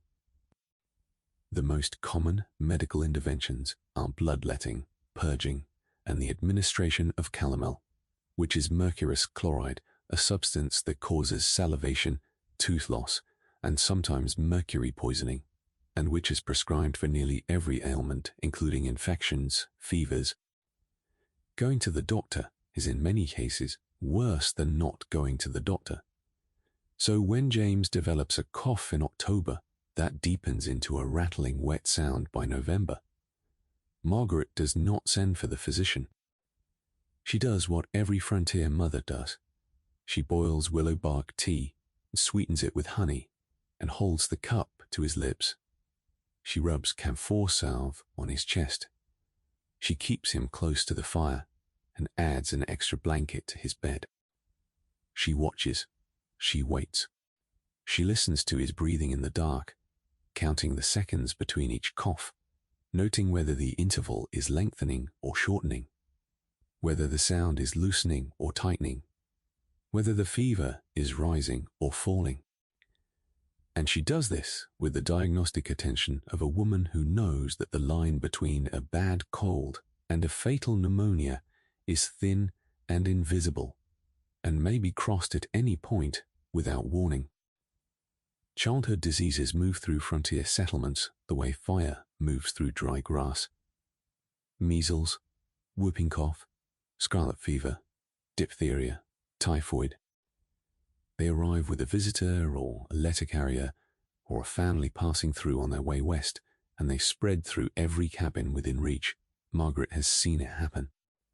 The spring after they arrived, a bout of measles came through the settlement and took 2 children from a family 4 miles to the north. Margaret kept Clara and James inside for 3 weeks, which meant 3 weeks of managing 2 restless children in a 14 by 16 foot cabin, while continuing every other task without interruption. The terror of childhood illness on the frontier is a quiet terror. It does not announce itself with sirens and emergency rooms and teams of specialists. It announces itself with a warm forehead and a loss of appetite, and then it sits in the cabin with you, and you watch it, and you do what you can with honey and willow bark and prayer, and you wait to learn whether this is the fever that breaks or the fever that does not. Margaret has been through this enough times to know that her fear, when it comes, is not the gasping, panicked fear of someone encountering danger for the first time.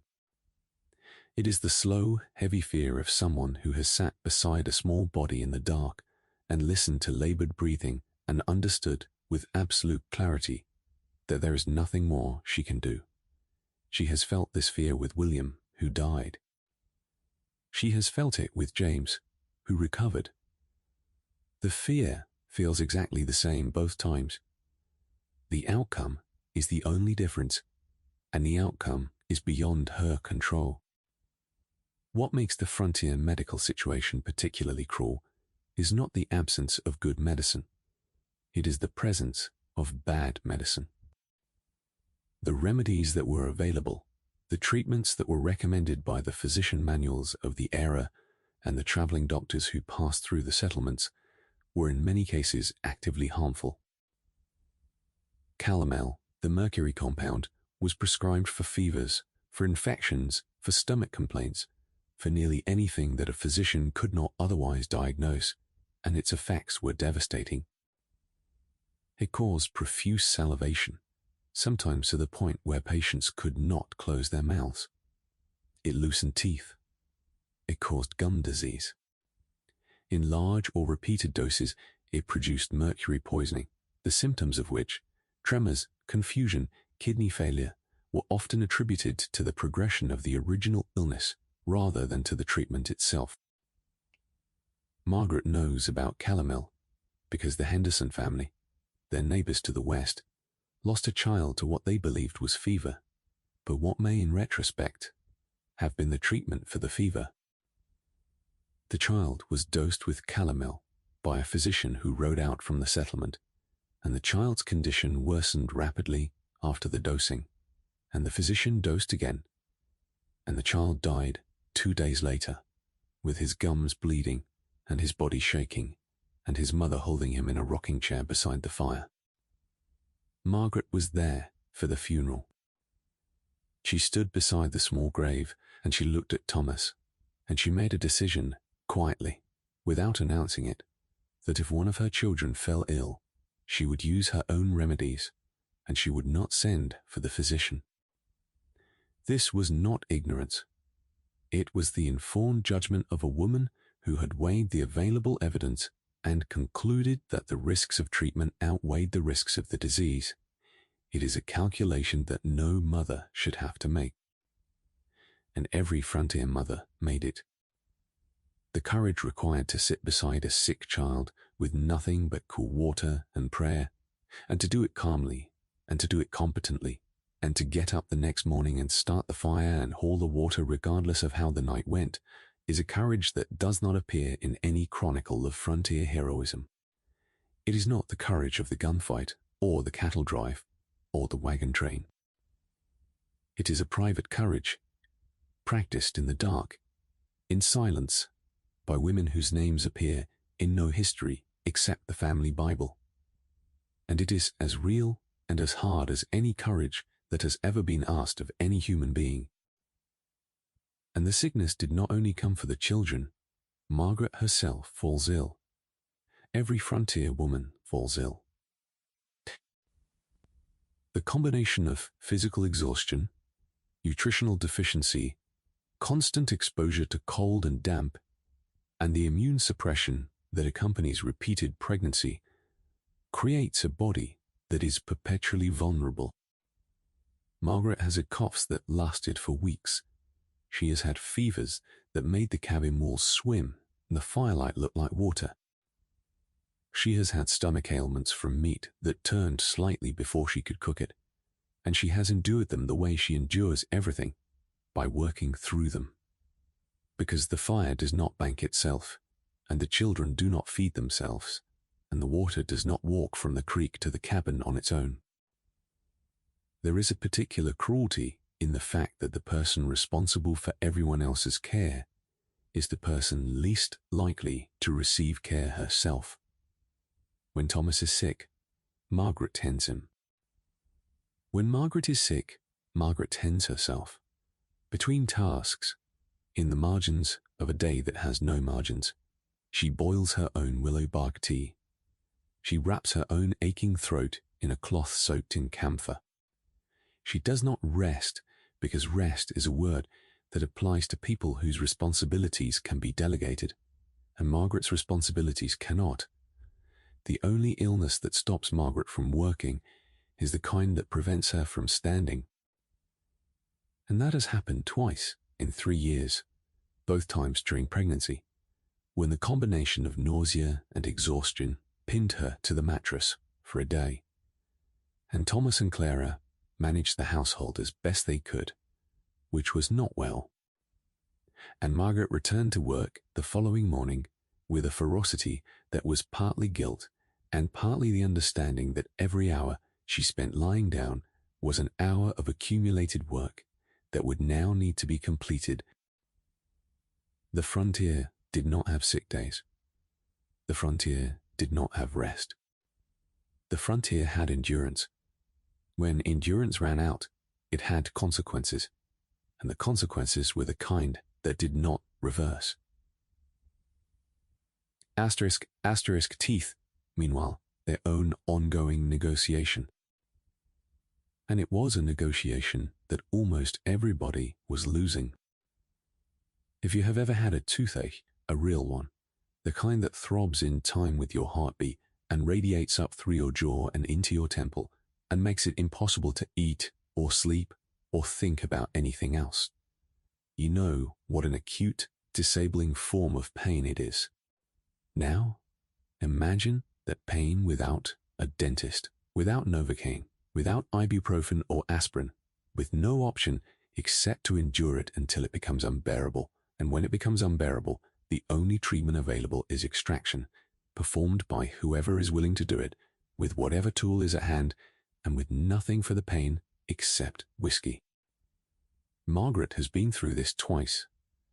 The first tooth she lost was an upper molar on the right side. It had been bothering her for weeks, a dull ache that would flare into sharp, electric pain when she ate anything hot or cold. She tried to ignore it. Ignoring pain is a frontier survival skill that she has developed to a fine degree, because pain is constant, and complaining about it changes nothing, and there is always work to be done. The gum above the tooth swelled and became tender. After a week, the swelling had spread to her cheek, and the right side of her face was visibly distorted, hot to the touch, and pulsing with a pain that made her eyes water. She could not eat, she could barely speak, and the work did not stop. Thomas pulled the tooth on a Tuesday evening by candlelight, using a pair of farrier's pliers that he cleaned with boiling water, because Margaret insisted on that much. She sat in the chair by the hearth. She drank 2 cups of whiskey, more than she had ever drunk at one time in her life. Thomas gripped the tooth with the pliers, braced his other hand against her jaw, and pulled. The first attempt did not work. The tooth held. He repositioned the pliers tighter and pulled again harder, twisting slightly as he had seen done with stubborn horseshoe nails. The tooth came out on the second pull, along with a gush of blood and infected fluid that Margaret spat into a tin cup. The relief was immediate and enormous, a sudden absence of the pressure that had been building for days, and for a moment the relief was so powerful that it overrode the pain of the extraction itself, that lasted perhaps 2 minutes. After that, the extraction site throbbed with its own new pain, and Margaret pressed a cloth soaked in whiskey against the wound, and sat very still for a long time.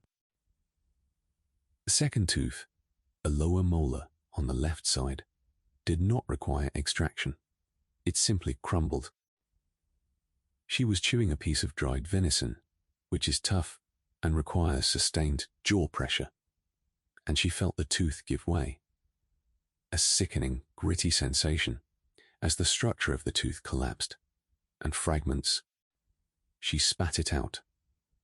Part of the tooth remained in the gum, a jagged edge that she learned to avoid with her tongue over the following weeks until the edge wore smooth. She is 29 years old. She is missing 2 teeth. By the standards of the frontier, this is not remarkable. Tooth loss among adults in the 1850s was so prevalent that it was considered a normal part of aging, even premature aging. The causes were multiple and reinforcing. The frontier diet was low in calcium and high in acid.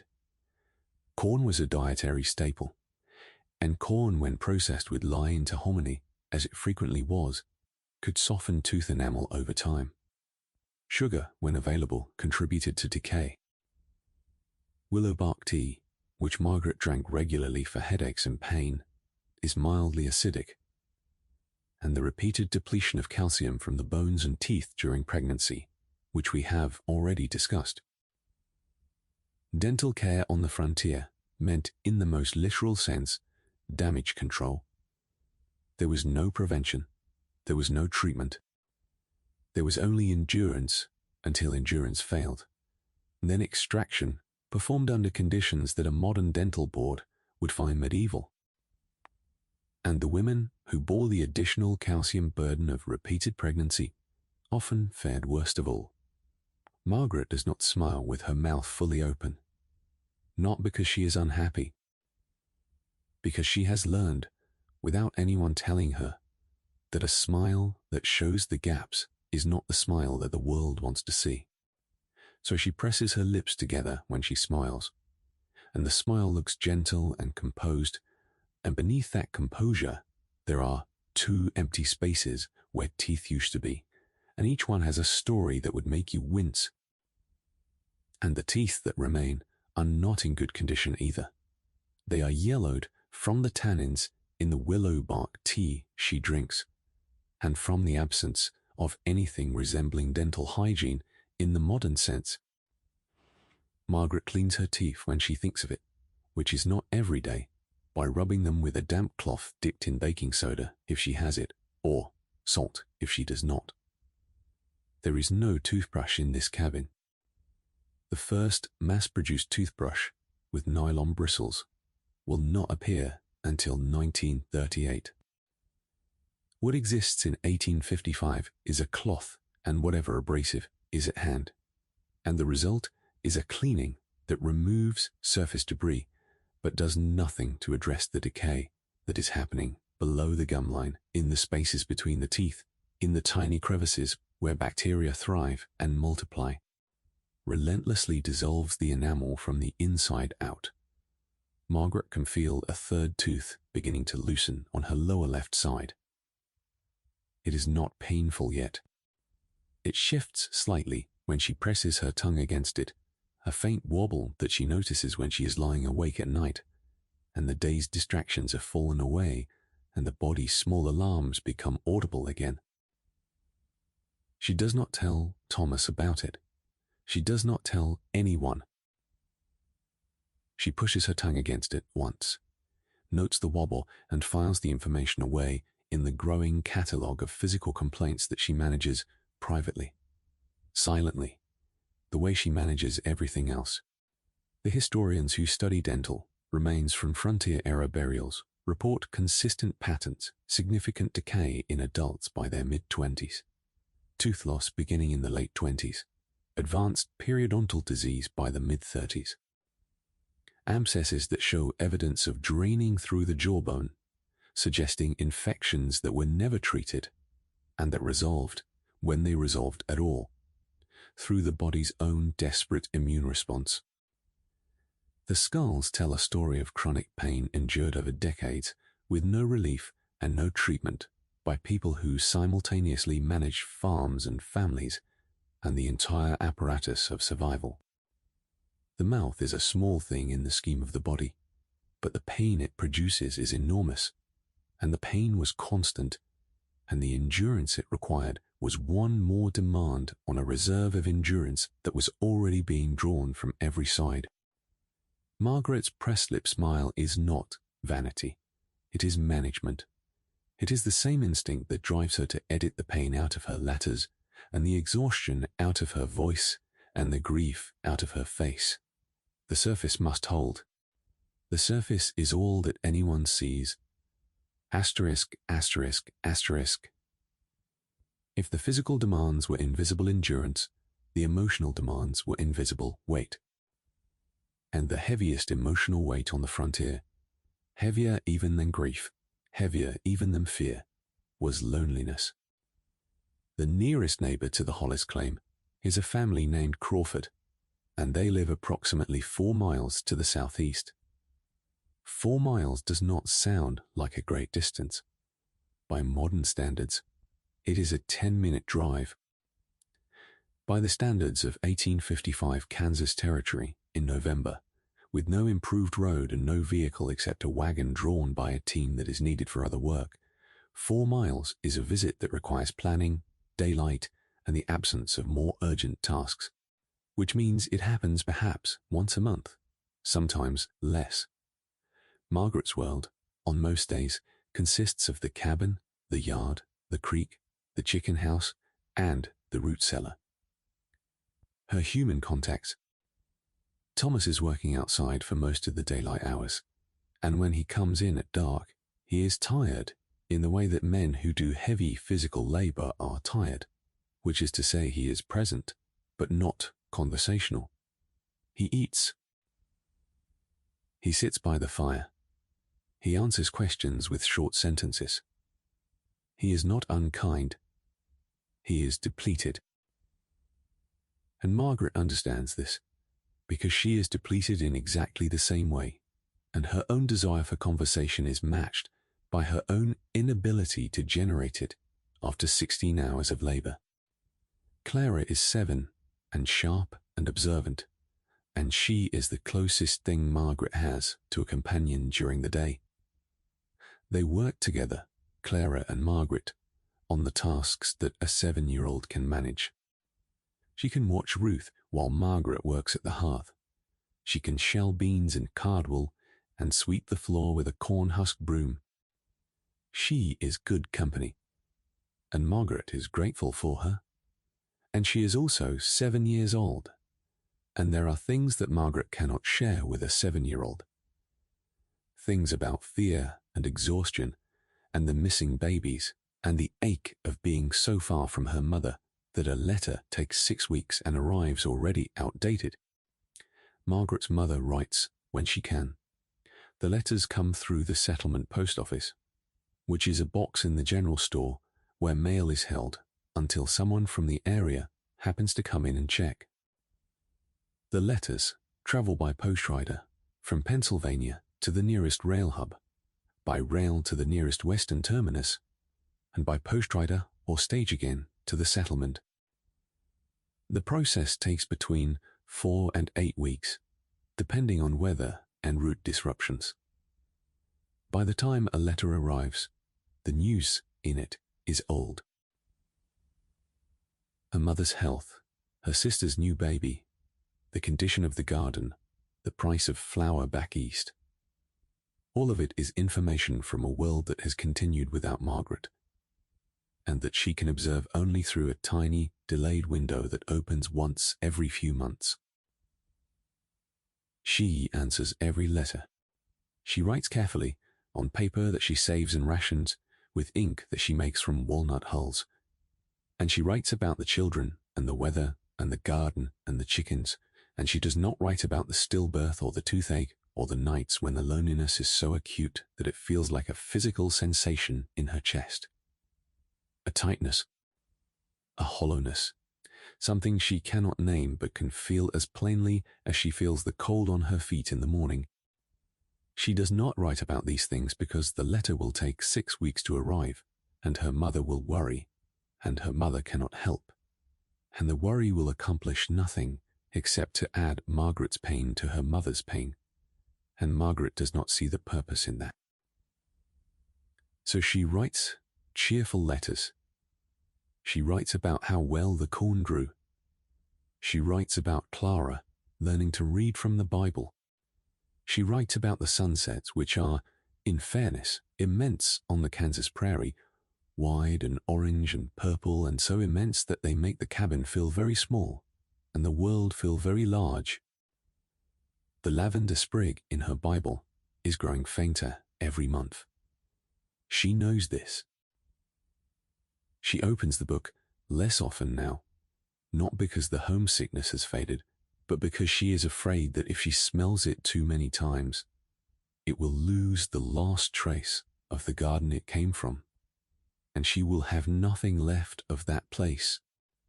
So she rations the lavender the way she rations the sugar and the paper and the candles, carefully, deliberately, saving it for the nights when the need is sharpest.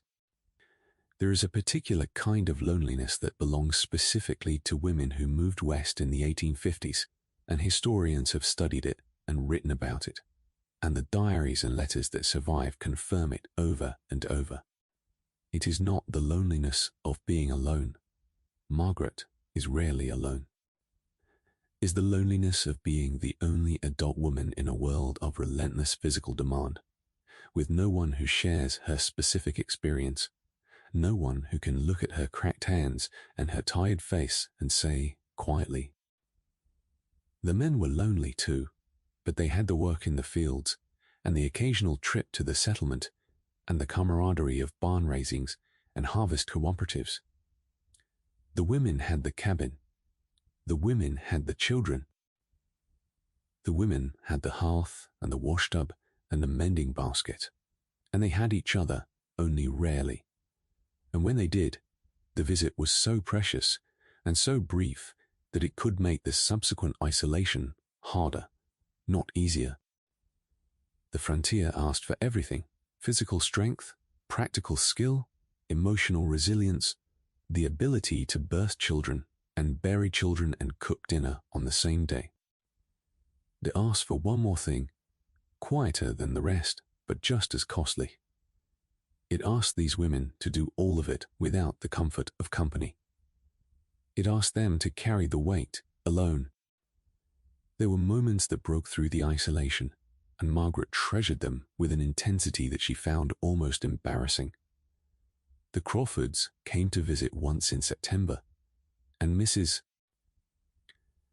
Crawford, a woman named Eleanor, who was perhaps 35 and had the same cracked hands and the same tired eyes and the same habit of smiling without fully opening her mouth, sat at the plank table, drank coffee. They talked about practical things mostly: seed varieties and the best way to store potatoes, and whether the creek would freeze solid this year, or merely crust over at the edges. They did not talk about grief, or loneliness, or the way the winter dark pressed in on a person. They did not need to. The conversation itself, the act of sitting across from another adult woman and exchanging words about ordinary things in ordinary voices, was the antidote. The content almost did not matter. The presence did. When Eleanor left, Margaret stood in the doorway of the cabin and watched the wagon until it was out of sight. The silence that resettled over the property after the wagon disappeared felt different from the silence that had preceded the visit. It felt heavier. It felt more specific. And Margaret went back inside and picked up the mending and did not speak about it to Thomas, because Thomas would have listened and would have nodded and would have meant well, and it would not have been the same, because the loneliness she felt, it was the loneliness of a woman among women, removed from the community of women, doing women's work in isolation from the people who understood what that work actually cost.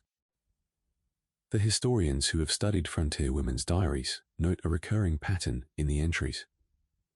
The entries written in the early months on the homestead tend to be long and detailed and full of optimism. The entries written after the first winter tend to be shorter. After the second winter, many women stop writing altogether, not because they have nothing to say, but because the act of writing, of putting the experience into words, requires a kind of energy that the daily demands have consumed. The silence in the diaries is its own form of testimony. It says, "I am still here. I am still working. I do not have the strength to describe it anymore." Margaret does not keep a diary. She writes letters to her mother, and the letters are edited for content. And the editing is an act of love, and the love is real, and the editing is also real. And between the two of them, the truth of her daily life arrives in Pennsylvania, stripped of everything that would cause pain. It is late in the day, that long, low, amber light that November produces in the last hour before sunset, when the shadows stretch across the ground and the sky turns the color of a bruise at the edges. Margaret has been working for more than 14 hours. The specific tasks have blurred together in the way that tasks do on the frontier, one flowing into the next, without clear boundary, water hauling into, fire tending into cooking, into child minding, into mending, into more cooking, into more water hauling.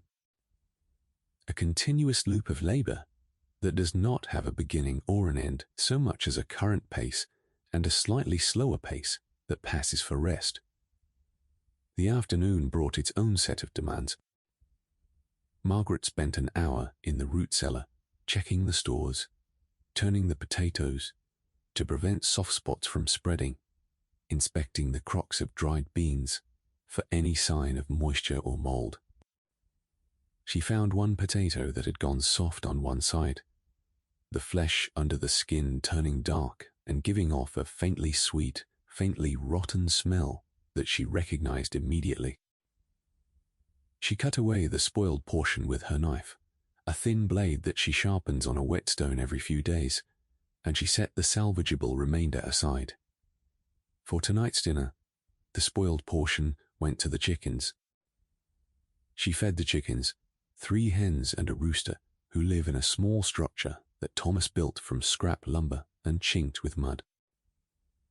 The chickens are producing fewer eggs now that the days are short, perhaps 1 or 2 per day instead of the 3 or 4 they managed in summer.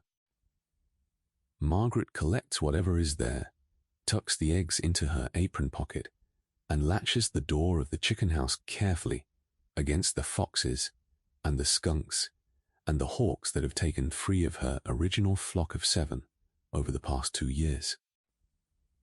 She nursed Ruth twice more during the afternoon, sitting on the stool beside the fire each time, the baby at her breast, her free hand shelling dried beans into a bowl or simply resting in her lap for the few minutes that nursing requires. These are the closest thing to breaks that Margaret's day contains, and she is aware of this.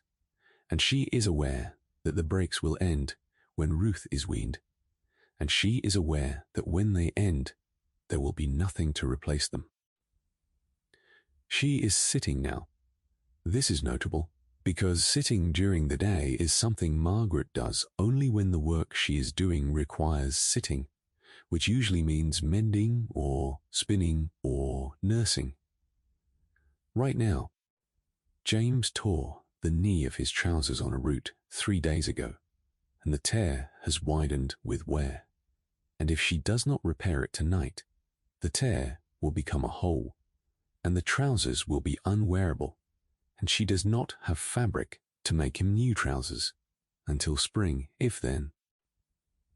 The light she is working by is a single tallow candle, not beeswax. Beeswax candles are expensive, and Margaret does not keep bees. Tallow candles are what she can make, and they are what she uses, and they are, by modern standards, terrible. A tallow candle produces a dim, yellowish light, roughly equivalent to the light of a single modern Christmas bulb. It smokes. It smells like animal fat because it is animal fat. It gutters in drafts, which means the flame flickers and jumps every time the wind pushes through a crack in the chinking, which makes the light unsteady and the needlework difficult. And tallow candles are not free. They require rendered animal fat and wicking made from twisted cotton string, and they burn down in 2 to 3 hours. And every candle burned is a candle that must be made again, which means more rendering, more smell, more labor. Margaret's fingers are stiff. The cold has been in them all day, and the mending needle is small. And threading it in this light requires her to hold it up close to the candle and squint. She has been squinting more this year than last year. She does not think of this as a change in her vision. She thinks of it as a problem with the candles. While she sews, she is doing the arithmetic. Not on paper, in her head. This is the arithmetic that every frontier woman performs every evening in the weeks between the first hard freeze and the spring thaw. And it is the arithmetic of survival. How much firewood is stacked against the cabin wall? She estimates 3 cords. Thomas cut and split wood steadily through September and October, and the stack looked reassuringly large in October. But they have been burning through it at a rate that concerns her. November has been colder than last year. If December is worse, the current supply may not last until February. If it does not last, Thomas will need to cut more in midwinter, which is harder and more dangerous work, because the wood is frozen and the axe bounces unpredictably, and the hours of available daylight are shortest when the need for fuel is greatest. How much food is in the cellar and on the shelf? She inventories mentally the way she does every evening. Cornmeal, maybe 40 pounds. Dried beans, 2 crocks. Salt pork. The barrel is perhaps 2/3 full. Potatoes, the last time she checked, were holding no significant rot. Dried apples, 1 sack, maybe 10 pounds. Coffee, maybe 1.5 pounds. Sugar, less than 2 pounds. If the chickens keep laying through December, which they may not, there will be eggs. If Thomas can hunt, there may be game. If not, the inventory on the shelf is what stands between her family and hunger, and she knows exactly what rate of consumption will carry them to April, and what rate will leave them short by March. She does this calculation. She adjusts it when supplies are used. She adjusts it when Thomas brings home a rabbit or a deer. She adjusts it when a jar of preserves goes bad or when the children eat more than expected. Because they are growing and their bodies are demanding what growing bodies demand. The arithmetic is constant, and it is conducted in silence because there is nothing to be gained by speaking it aloud. Thomas knows the wood situation. He does not need Margaret to tell him. And Margaret knows the food situation, and Thomas trusts her to manage it because she has managed it for 3 years, and they have not yet starved. And that track record is its own form of authority. But the arithmetic extends beyond food and fuel. Margaret calculates other things in these evening hours, things that do not appear in any household ledger, but that weigh as heavily on her mind as the cornmeal inventory. She calculates the condition of the children's clothing. Clara's dress is becoming too short. It can be let down 1 more time, perhaps 2, but after that, new fabric will be needed. And new fabric requires either a trip to the settlement or a peddler passing through, and neither of those events is guaranteed. James's coat is wearing through at the elbows. Margaret has patched it once already, and she can patch it again. But the underlying fabric is thinning, and by January, the patches may be doing more structural work than the coat itself. She calculates the condition of the cabin. The chinking needs repair in 2 places where the mud has cracked and fallen away, leaving gaps wide enough for the wind to enter. The door hinge is loosening. The roof, which Thomas built from cottonwood planks overlaid with sod, leaks in one corner when the rain is heavy or when the snow on top melts faster than the ground can absorb it. Each of these repairs requires time and labor. From Thomas, who is already working from dawn until dark on the tasks that cannot wait, and the repairs that can wait, Wait, the waiting makes them worse. And the worse they get, the more labor they will eventually require. She calculates the distance to spring. It is November. Spring, in Kansas territory, arrives in late April or early May. That is 5 months away. 5 months of short days and long nights and frozen ground and the constant, grinding effort of keeping this family warm and fed and alive in a cabin that is 14 feet by 16 feet, and that must contain everything, every object, and every emotion, and every fear, and every hope, for all 5 of them for 5 months. The weight of that calculation is not dramatic. It does not announce itself with a crash or a cry. It settles in the chest, and it sits there, and Margaret carries it the way she carries the water buckets, steadily, without complaint, because the alternative to carrying it is setting it down. And setting it down means admitting that the weight is too much, and admitting that the weight is too much is a luxury she cannot afford. The candle is burning low. Ruth is asleep in the cradle that Thomas built from cottonwood planks. Clara and James are on their mattress, Clara reading haltingly from the Bible by the light of the fire, James already asleep with his thumb near his mouth. Thomas is outside, checking the livestock one last time, making sure the 2 oxen and the milk cow are settled, making sure the chicken house is closed against predators. Margaret finishes the mending.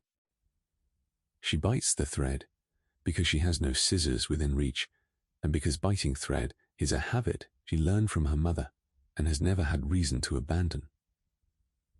She folds the trousers and sets them on the chair for James. She stretches her back. The ache in her lower spine is a constant now, a dull, deep pressure that intensifies when she straightens up after bending, and that never fully goes away, even in sleep. The fire is burning down. She moves to the hearth. She takes the iron poker and carefully rakes the coals into a tight pile at the center of the firebox. She lays 2 medium-sized logs on top, one on each side, creating a cavity of hot air between them. She takes a shovelful of ash from the ash bucket and spreads it over the coals, thick enough to smother the flame, but not so thick as to extinguish the heat. She has done this every night for 3 years. She will do it again tomorrow night, and the night after that, and every night through the winter, because the fire is the heart of this cabin, and if it dies, the morning is harder, and on the frontier, harder is a word that has weight. She stands. She blows out the candle. The cabin sinks into darkness, lit only by the faint red glow of the banked coals through the ash, and even that glow will fade within the hour. She crosses the room. Ruth is breathing softly. James is still. Clara has fallen asleep with her finger marking a page in the Bible. Margaret gently closes the book and sets it on the shelf. She unties her apron. She does not undress further. It is too cold to change into her chemise, and the effort of removing and replacing 15 pounds of clothing in the dark is not worth the marginal improvement in comfort. She will sleep in her dress, as she does on most winter nights, and she will wake in the same clothes and begin again. She lies down. She pulls the blanket over her shoulder. She folds her hands, the cracked, strong, remarkable hands, and she closes her eyes. The simple life. Asterisk, asterisk, step back for a moment from the details. Step back from the lie and the firewood and the torn trousers and the teeth and the grey bath water and the lavender pressed in the Bible, and look at the whole of it. Look at what this day, this single, ordinary, unremarkable November day in 1855 actually required of the woman who lived it. There is a pattern here, and once you see it, you will see it in every portrait and every photograph and every romantic reimagining of this era that you encounter for the rest of your life. The first pattern is this. The appearance of simplicity required extraordinary complexity. Every element of the simple life that the modern imagination finds appealing, the home-baked bread, the clean linen, the warm fire, the well-fed children, was the visible output of a system of labor so demanding and so continuous that describing it in full takes hours. There was nothing simple about making soap from animal fat and wood ash. There was nothing simple about feeding a family through a Kansas winter from a shelf of cornmeal and dried beans. There was nothing simple about keeping a fire alive through 6 months of cold nights while rationing a finite supply of hand-cut wood. The simplicity was the performance. The complexity was the reality. And the woman standing at the center of that performance was running a logistics operation of remarkable sophistication with no education, no technology, no backup, and no margin for error. The second pattern is this. The body was the primary tool, and it was used without mercy or complaint. Margaret's body, by the age of 29, has been pregnant 5 times, has given birth 4 times, has buried 2 children, has hauled thousands of gallons of water, has scrubbed hundreds of loads of laundry and lye that cracked her skin, has chopped and carried and kneaded and wrung and mended and lifted and bent and pushed, day after day, without what a modern worker would recognize as a day off. Her back aches, her hands are scarred, her teeth are failing. Her hair is thinning. She is 29, and her body is doing the work of a much older woman, because the demands placed on it have been the demands of a much harder life. And she does not regard her body's condition as remarkable, because every woman she knows is in roughly the same condition, and the body is not a thing to be maintained or optimized or cared for. It is a thing to be used until it stops working, and then used some more. The third pattern is this. The simplicity that the modern world romanticizes was actually a state of profound vulnerability in which every day was a problems, involving exercise with potentially fatal consequences. The food running out is not an inconvenience. It is a crisis. The fire dying in February is not a frustration. It is a threat to survival. The child developing a fever is not a worry. It is a gamble with mortality. Margaret is not living a simpler life than a modern woman. She is living a life of constant low-grade emergency, managed through skill and endurance and an intimate knowledge of systems, chemical and agricultural, and thermal and medical, that she learned not from books, but from necessity and failure and observation. B. And the fourth pattern, the one that perhaps matters most.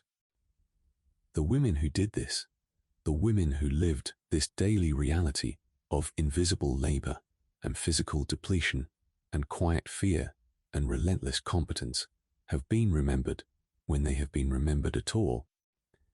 They are the calico in the painting. They are the figure on the porch.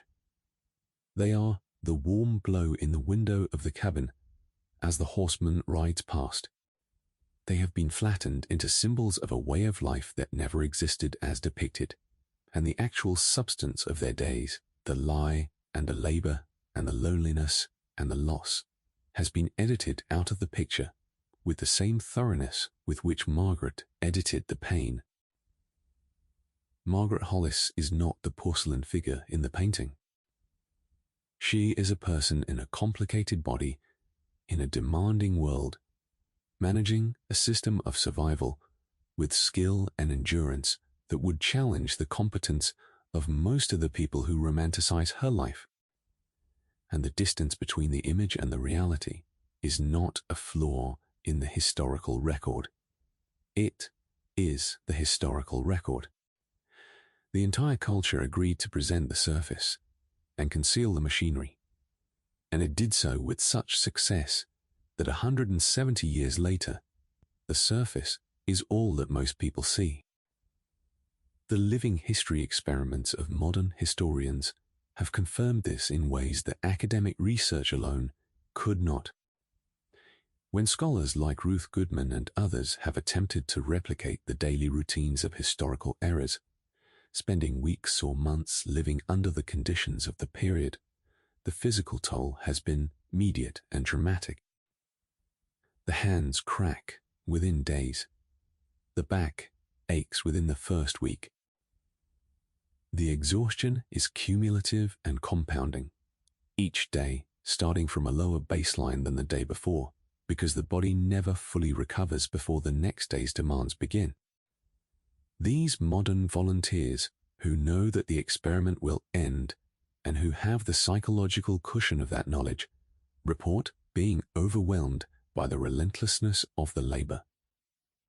The women who lived it had no such cushion. They lived it without an end date. They lived it knowing that tomorrow would be exactly the same, and the day after that, and the day after that, until the season changed, and when the season changed, the labor changed with it, but did not diminish. Because spring brought planting, and summer brought harvesting, and fall brought preserving, and winter brought the arithmetic of survival. And the cycle never stopped.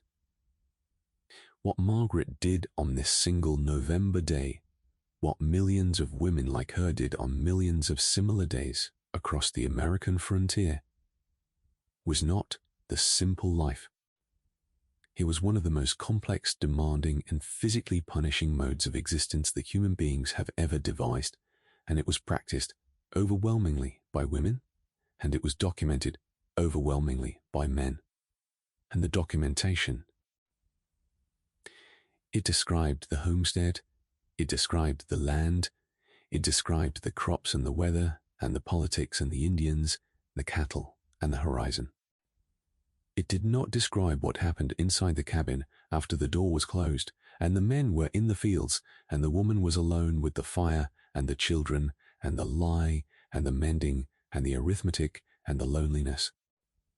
Unless someone pulls the curtain back, which is what we have done tonight. Asterisk. Asterisk. It is early. The light has not arrived yet. The cabin is dark and cold and still. The fire is banked under its layer of ash, and the faint warmth from the coals does not reach the corners of the room. The window is fogged. The wind has dropped. The silence is the deep mineral silence of a place very far from any other place. A silence that has its own weight, its own texture, its own quality of patience. Margaret is sleeping. She is lying on the straw tick mattress in the corner, one arm beneath the wool blanket, the other draped across Ruth, who is curled against her ribs. Clara and James are on their mattress nearby, their breathing slow and synchronized in the way that sleeping children's breathing sometimes falls into rhythm, as though they are keeping time with each other. You are looking at her now with different eyes than you had 2.5 hours ago. You know things about her that the portrait does not show. You know about the cracked hands and the missing teeth and the 2 small graves by the cottonwood trees. You know about the lye that eats the skin and the tallow that smells like animal and the bath water she uses last when it is grey and cold. You know about the arithmetic she does every evening, counting the pounds of cornmeal and the cords of wood and the weeks until spring. You know about the loneliness that sits in her chest like a stone, and the lavender that is losing its smell, and the letters she writes that leave out everything that matters most. You know about the 15 to 20 pounds of clothing she will put on when she wakes, the 50 pounds of water she will carry before breakfast, the fire she will coax from banked coals with numb fingers in the dark, and the baby she will nurse while stirring cornmeal mush with her free hand, and the mending she will do by candlelight tonight, and the arithmetic she will run again before she closes her eyes. You know that the simple life was a phrase invented by people who never lived it. And this is what the romantic reimagining always misses, always has to miss, in order to maintain the fantasy. It misses the weight, not the metaphorical weight, though that is real too, but the physical weight. The weight of the water in the buckets, the weight of the wool on the body, the weight of the iron pot on the crane, the weight of the child on the hip, and the dough beneath the heel of the hand, and the wet laundry wrung between aching fingers.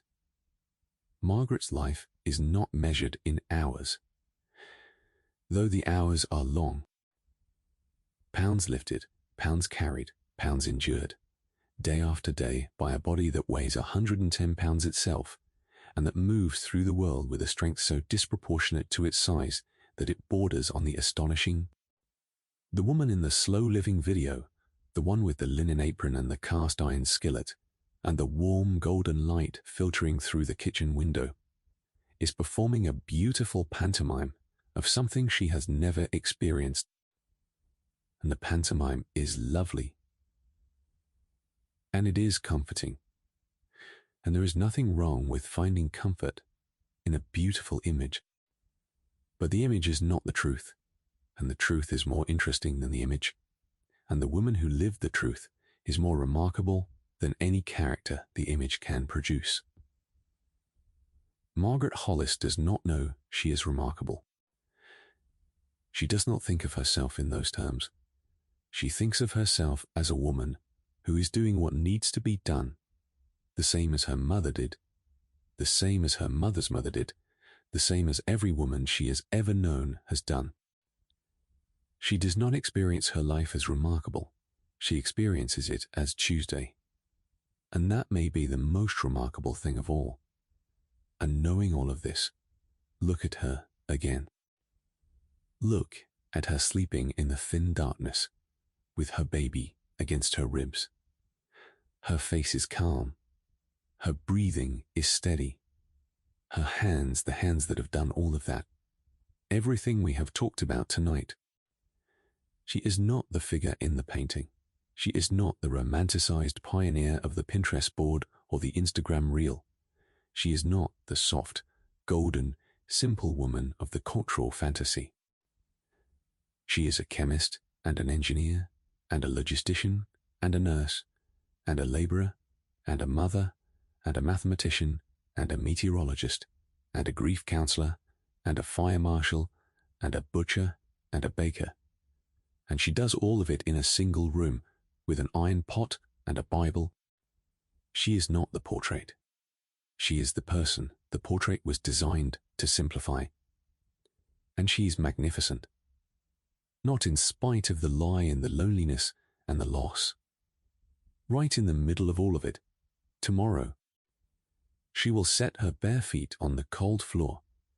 She will kneel at the hearth and rake the ash and blow on the coals and wait for the thin flame. That means the day can begin.